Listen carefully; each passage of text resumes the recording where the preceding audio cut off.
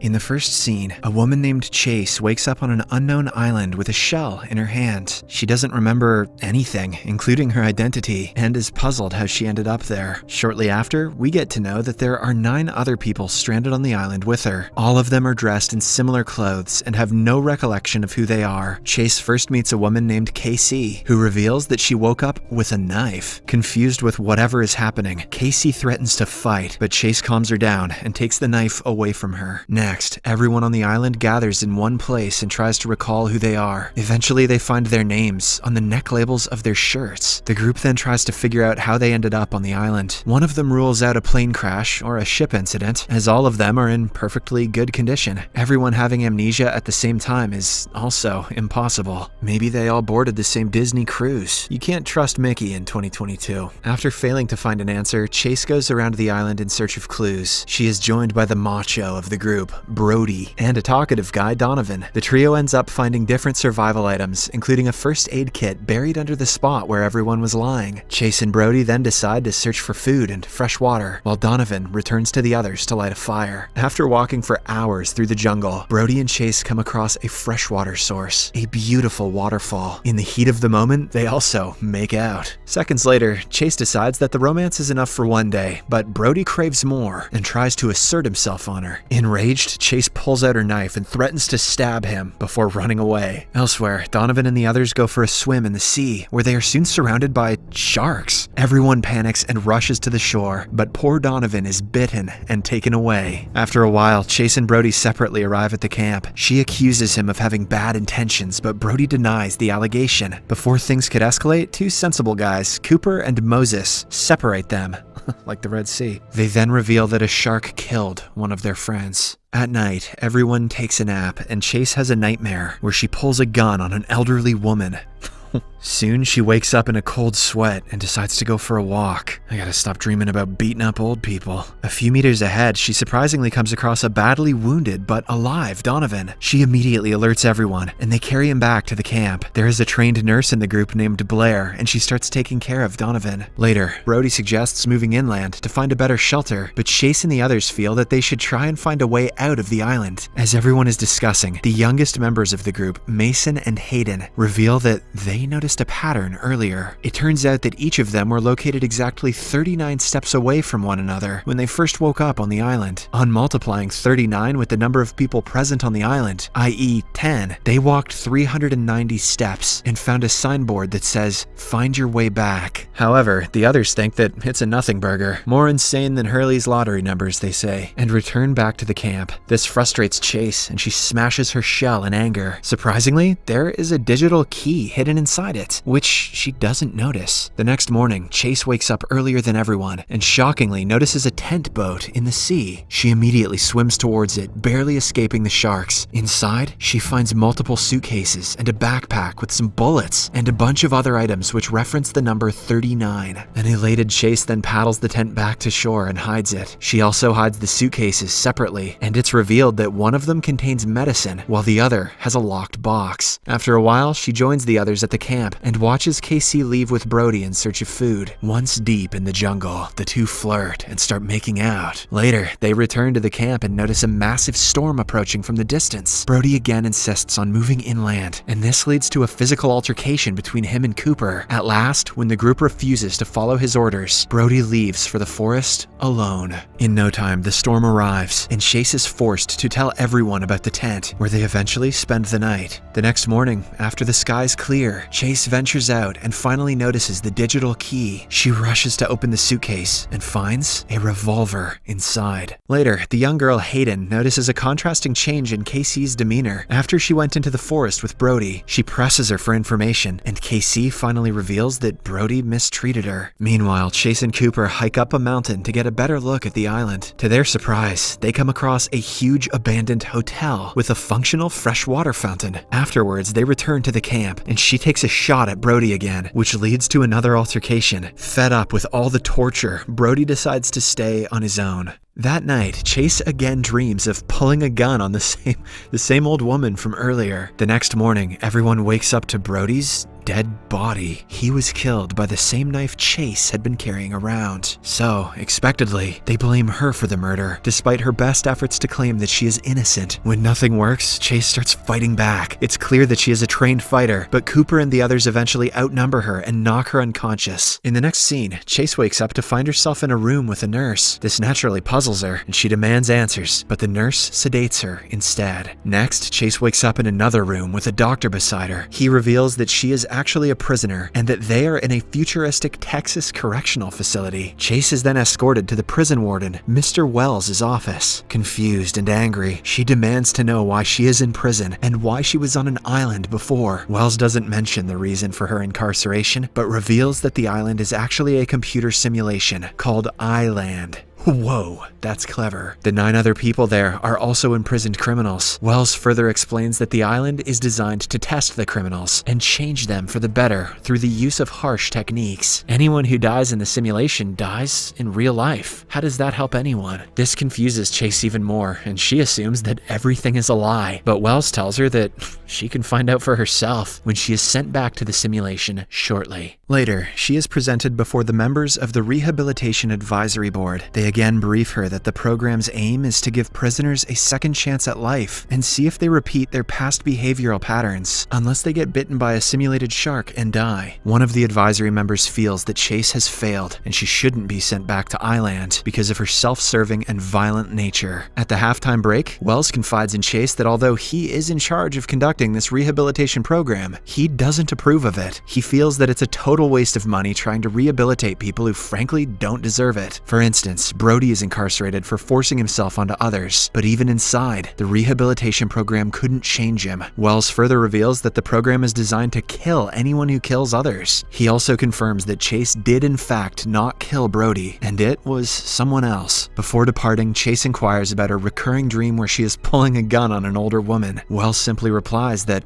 it's a memory from her real life. Later, the advisory members take a secret vote and decide to send Chase back into the program. Before the preparations for it begin, one of the advisory members, Dr. Weiss, privately meets Chase and warns her that the warden is secretly manipulating the results of the simulation. She can't prove how, but she is sure of it. On her way to the doctor's room, Chase manages to escape and reaches the simulation room disguised as a worker. There, she witnesses the chamber where Cooper and the other prisoners have been kept in cryosleep. However, before Chase can investigate more, she is caught, and Warden Wells again sends her back into Island. Next, Chase wakes up inside the simulation, tied up by her fellow Islanders, who believe that she murdered Brody. She insists that she's innocent, and also tries to explain that they are actually inside a computer simulation. Chase further reveals that they are all incarcerated criminals, who have been sent off to this island to prove that they can change. No one believes her, but Cooper admits having a vague memory of talking to a warden who wears a cowboy hat. Suddenly, the young girl, Hayden, has a flashback and remembers the time that got her incarcerated. It turns out she brutally killed her husband, who she suspected of cheating on her. Meanwhile, Chase continues to insist that she's innocent, and even accuses one of them of killing Brody. This infuriates the others, and they call her a serial liar, accusing her of hiding things ever since they got to this island. As the group continues bickering, suddenly, 2 new Islanders show up. They introduce themselves as Bonnie and Clyde, and claim that they woke up on the other side of the island in an abandoned village. However, when Chase finds their accents strikingly similar to the warden's, she suspects that they have been sent to manipulate the group. As Cooper grills the new Islanders, the outspoken brat of the group, Taylor, remembers that Bonnie and Clyde are actually the names of a famous bank robber couple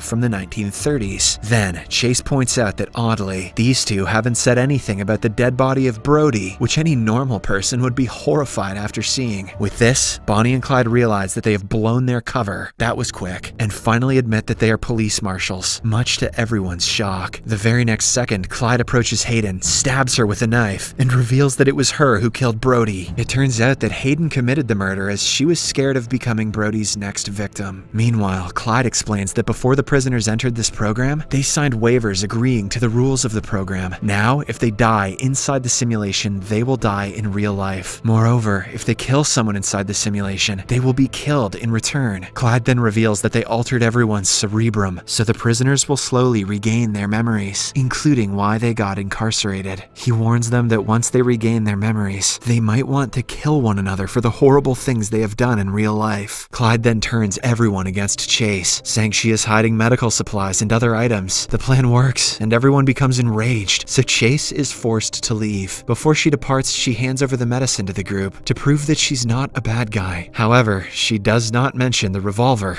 and takes that with her. After a while, the second good guy of the group, Moses, demands to know how and when this is all going to end. Clyde responds that it will end when they reach the other island. However, for that, they will need his approval. Before leaving, he also makes it clear that if any of them tries to exit the simulation prematurely, he and Bonnie will hunt them down. By this point, I'm failing to see the point of this simulation at all. After burying the deceased bodies, Casey, Cooper, and Moses decide to go to the opposite side of the island in search of food and shelter, while the others decide to stay back in the camp with Donovan, who is still recovering from the shark bites. Donovan thanks the nurse Blair for her efforts, and it becomes clear that he has feelings for her. Meanwhile, after hours of traveling, Casey and her group locate a village where they come across several empty huts. Casey and Moses lay down to rest while Cooper decides to go looking for Chase. Suddenly, Casey starts to regain her memories and sees herself in a car driving into the ocean. Back at the camp, the young guy Mason also starts remembering his past. He sees himself storming into a supermarket with a rifle and gunning everyone down in sight. This finally reveals that Mason is a deadly mass shooter. Similarly, Blair also sees her past, which reveals that she was a nurse at an old age hospital. It turns out she was incarcerated for killing many of her elderly patients by injecting potassium chloride into their IV bags. In her defense, Blair claimed that she only killed the patients who requested her to put them out of their misery. Elsewhere, Chase arrives at the abandoned hotel from earlier and starts having flashbacks from her past. This time, she learns that the old lady in her dreams is actually her own mother. The visions terrify Chase, but she manages to calm herself down and soon finds a key to room 39. She scans the entire room and locates an envelope hidden behind a painting. Inside, she finds a picture of a farm and a picture of herself with her mother. She also finds a picture of Cooper and her. This shockingly reveals that the two are a couple from real life. The show then flashes back to Casey's past. She works at a diner and is married with 2 children. However, her husband often punishes her for no reason. One day, she meets a handsome man and falls in love with him. The two start meeting regularly and their bond deepens. So, Casey gathers all her courage and reveals everything to her husband. She also demands a divorce, but the cunning husband threatens to take their children away. Because of this, Casey loses hope for life and decides to end it all. At first, she drowns her children in the sea and then returns home and commits the unthinkable in front of her abusive husband. Similarly, it is revealed that Moses was a far-right activist who blew up a gas pipeline to bring awareness to the several injustices going on in the world. However, the plan went horribly wrong, and it ended up killing 8 innocent students who were on an engineering tour. In the present, Moses notices a distraught Casey and comforts her, saying they have to forget the past and move on with their lives. Casey obliges, and together, they decide to look for Chase in hopes of getting out of this simulation. On the other hand, as Cooper is wandering around the forest alone, he notices Bonnie and Clyde passing nearby. He eavesdrops on their conversation and learns that the two are working for an unidentified person without the knowledge of the Rehabilitation Advisory Board. This means that someone has secretly hired Bonnie and Clyde to sabotage the rehabilitation program by turning everyone against one another. Elsewhere, the spoiled brat Taylor has had enough and decides to leave the island alone. Blair tries to stop her, but Taylor aggressively gets into the tent boat and sails away. After a few hours, she reaches another island where she comes across human skulls. She also starts regaining her memories, and it turns out she robbed a bank with her boyfriend. Taylor soon falls asleep, and when she wakes up, she finds her right hand wrapped with a bandage. She also finds some soup that someone apparently cooked for her. Shortly after, Bonnie and Clyde show up and tell Taylor that she shouldn't have come to this island, as a cannibal lives here. After they leave, Taylor quickly opens her bandage and freaks out. It turns out the cannibal fed her a soup of her own fingers. Elsewhere, Donovan also recalls his past, and it's revealed that he's a dangerously obsessive man who killed his former coworker after she rejected him. Back in the simulation, he abruptly proposes to Blair, much to her shock. She's at a loss for words and doesn't respond to the proposal. The same day, Mason hurts himself and Blair nurses his wounds. This obviously makes Donovan jealous, so he tries to get her attention by pretending that a bug got into his eyes. And when they are alone, he attempts to turn her against Mason. However, this only creeps Blair out, and she leaves abruptly. Later, when no one is looking, the overly possessed Donovan attacks Mason and strangles him to death. He then hides the corpse with some leaves. Meanwhile, Blair recalls the rest of her memory. It turns out she is a lesbian who is married to a woman. Elated, she rushes to share the news with Donovan, but when she notices Mason's corpse, she pretends to be into him so as not to anger the deranged man. However, at an opportune moment, she covertly gets hold of Mason's flare gun and shoots Donovan dead. Meanwhile, Cooper reunites with Chase, and the two start reminiscing about their past together. The scene then flashes back to Chase's childhood. It's revealed that her mother, Mrs. Chase, was a horrible woman who always berated her for being weak. In hopes of pleasing her, Chase secretly joined kickboxing to make herself stronger. However, Mrs. Chase still put her down for developing manly arms. Wait until Mrs. Chase plays The Last of Us 2. Fed up, Chase finally takes a stand and joins the Marines. There, she meets Cooper, and they develop a relationship. Unfortunately, during a mission, Cooper is injured while trying to save her and is forced to retire from the army. The injury leaves Cooper horribly scarred, but Chase assures him that they will earn their living on her mother's ranch. In the next scene, Moses and Casey also show up at the abandoned hotel and demand to know more answers from Chase. This infuriates Cooper, as he has had enough of everyone treating her terribly. In the heat of the moment, he pulls out Chase's revolver and points it at Casey. Suddenly, he gets a vision where he sees himself trying to convince Mrs. Chase to let them use her ranch. However, as always, the arrogant woman berates her daughter for marrying a man like Cooper. One thing leads to another and the two get into an argument. In an effort to ward him off, Mrs. Chase pulls out a gun, but Cooper tussles with her and accidentally gets her shot. Back in the simulation, when Cooper snaps out of his vision, he realizes that he has just shot Moses. In utter disbelief, he then admits to Chase that it was him who shot her mother. This means that Cooper is not a saint after all. First, he killed someone, then he framed Chase, along with himself, hoping to get away with a lighter sentence. Right then, Bonnie and Clyde show up and decide to punish him for killing Moses, but Chase takes his side and a long battle ensues. In the process, Bonnie is killed, while Chase is impaled through the stomach by Clyde. However, before he could attack the others, he is pulled out of the simulation along with Bonnie's body. Chase is also pulled out before she bleeds to death. Later, she wakes up in the medical room, where the board member, Dr. Weiss, tells her that she's been exonerated of all of her crimes because of Cooper's confession. It turns out the surveillance team noticed the rogue marshals just in time and pulled them out. Chase is relieved, and she explains that Warden Wells is behind all of this. Dr. Weiss admits that she is aware of this, but says that they need hard evidence to nail him. Chase then goes through a series of tests and interviews, from which she learns that all the inmates inside the island were actually on death row. They voluntarily decided to go to the island because it was the only way they could possibly get a shot at redemption. Meanwhile, the corrupt Wells senses his impending doom, so he arranges a meeting with Chase. He reveals that her late mother hasn't left a penny for her, so when she walks out of the prison, she has nothing to her name. Wells then offers to help her if she doesn't accuse him of anything in front of the jury. He also warns her that if she tries to cross him, he will make her life hell. Knowing that Chase is a woman of principle, Wells tells her that he tried to sabotage the program because everyone inside the island are terrible human beings, and they deserve the death row. Chase agrees to help, but she puts forth a condition. Cooper also needs to be released so that she can deal with him herself. Surprisingly, Wells agrees, and Chase is presented before the jury. During the trial, a jury member reveals that 39 is the number of steps from the end of the cell block to the electric chair. This appalls Chase, and she calls the whole experiment sadistic. As the conversation starts getting intense, Wells begins to panic and immediately announces a 30-minute break. Realizing that she won't keep up her end of the deal, he corners Chase in the medical room and proceeds to poison her. Fortunately, Dr. Weiss arrives in the nick of time and catches him red-handed. After being apprehended, Wells is presented before the jury for an interview. This time, he finally admits to manipulating the simulation, including placing a cannibal on the island. He then lashes out at the jury and warns Chase about the truth. Later, Dr. Weiss injects something into Chase and asks her to look into the mirror. Lo and behold, she looks 25 years older, and that is the real Chase. Here, we get to know that it has been 25 years since she was incarcerated and sent to the island. Her younger self was just an avatar they used to confuse her. Hearing everything, Chase feels wronged and demands justice. However, Dr. Weiss consoles her and escorts her out of the prison. Outside, Chase notices palm trees, which puzzles her as they are in Houston, which never had beaches. Dr. Weiss explains that as the politicians tried to deny climate change, sea level continued to rise, and now Houston is surrounded by water. As the sea started claiming more and more land, people lost their jobs and their homes. Ultimately, they turned to crime time, and the rehabilitation program was born. Here, prisoners are given a chance to find their way back to society. In the final scene, Chase leaves the facility and walks towards the dilapidated Houston, while Casey and Cooper welcome Warden Wells to Island. Subscribe for more videos like this,